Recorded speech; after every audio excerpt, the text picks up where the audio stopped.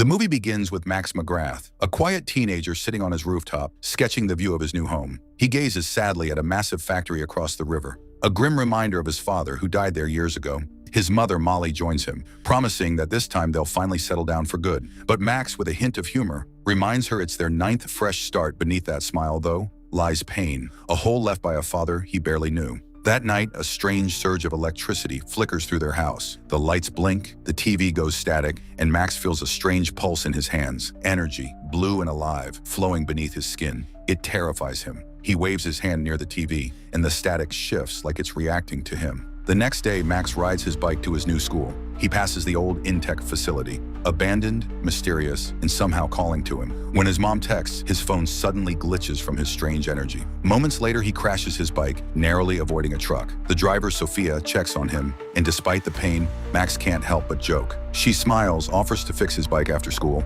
A spark of something new begins. Late to class, Max introduces himself. The teacher recognizes his last name, McGrath, and the room goes quiet. "You're Jim McGrath's son?" he asked, awestruck. Max nods uncomfortably. His father's shadow still looms large. Everyone in town seems to know more about his dad than he does. After class, Max finds a newspaper clipping. Jim McGrath, honored scientist, hero of Copper Canyon. His fists clench. Unknown to him, the energy inside him pulses violently, reacting to his emotion. That night, Miles, his father's old friend, joins them for dinner. Miles now runs Intech and was there the night Max's father died. He speaks kindly but vaguely, leaving Max frustrated and curious. Meanwhile, deep within the old facility, something awakens. A metallic creature trapped in a containment chamber bursts free, a small, intelligent, drone-like being called Steel. Security teams swarm the area, but Steel escapes, vanishing into the night sky. Back home, Max can't shake his questions. He sneaks into the basement after a sudden power outage. From the shadows, he overhears his mother and Miles arguing, Molly insisting Max isn't ready to know the truth about what happened to his father.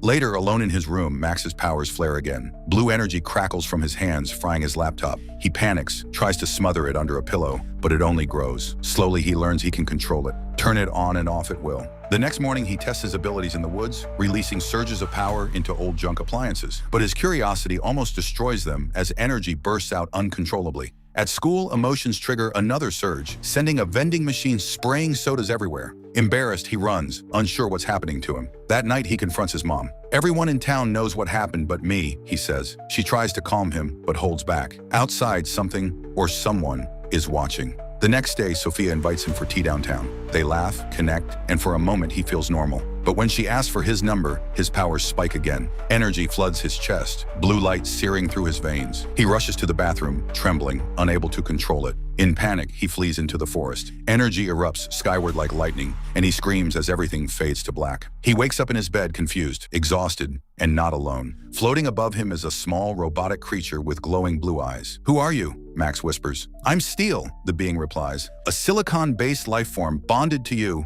to keep you alive." Max learns Steel has been tracking him, protecting him. Without him, the energy inside Max, called tachyon energy, would eventually make him explode. Molly hears the noise and checks in. Max hides Steel, pretending it was a bad dream. Once she leaves, Steel merges into Max's chest, absorbing excess energy. The sensation is electric, literally. Steel tells Max he's a turbo, a human capable of fusing with an ultralink like Steel to harness unimaginable power. But before they can test it, black SUVs arrive nearby. Men with weapons step out, scanning the woods. Steel warns him they're hunting him. They flee through the forest, dodging gunfire, riding Max's bike at breakneck speed. Along the way, Steel shows Max flashes of memory. His father, the night of the storm, the experiments at Intech. Max begins to understand. His father died fighting something. Not a storm, but a creature. At school, Max tries to act normal, keeping Steel hidden in his backpack, but the chatter of the robot draws attention. Sophia confronts him about ditching her. He awkwardly apologizes, blaming headaches, but his mind is elsewhere, on what he's becoming. Later, in the ruins of the old Intech building, Steel trains Max to channel his energy. Together, they discover how to combine power,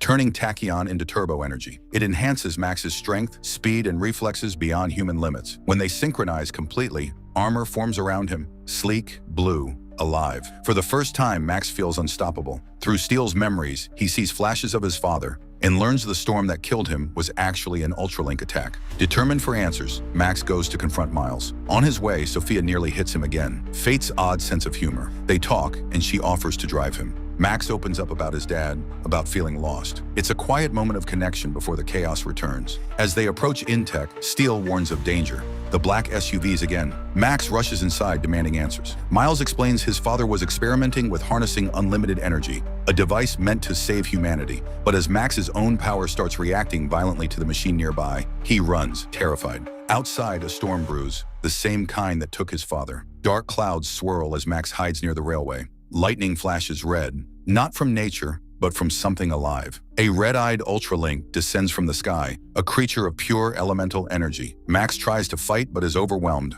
until Steele returns, merging with him. Together they form the full turbo armor. The battle is fierce and explosive. Energy collides with fury, and Max barely wins, defeating the Ultralink with a massive surge. But victory brings revelation. Through the connection, Max sees a memory, Steele with his father, and it looks like Steele betrayed him. Furious, Max separates, feeling betrayed all over again. Soon after, soldiers surround his home. Max flees, desperate and lost. He turns to Sophia for help, borrowing her truck and gloves to contain his powers. Over the phone, Miles tells him they likely took his mother, and that she's being held at his father's old lab. Meanwhile, we discover the truth. Molly isn't a hostage. She's in charge of the soldiers. She's been protecting Max all along, keeping him hidden from those who want his power. At the abandoned Intech facility, Max finds Steele shut down. A flash of memory floods his mind. The night of his father's death, Ultralinks attack the lab. His father strapped into a device meant to channel energy to fight them. But then, betrayal. Miles had sided with the Ultralinks, using the machine to drain Jim McGrath's life force. His father sacrificed himself, overloading the core to stop Miles. Miles reveals the final twist. Jim McGrath wasn't fully human. He was part alien, a being capable of generating turbo energy naturally.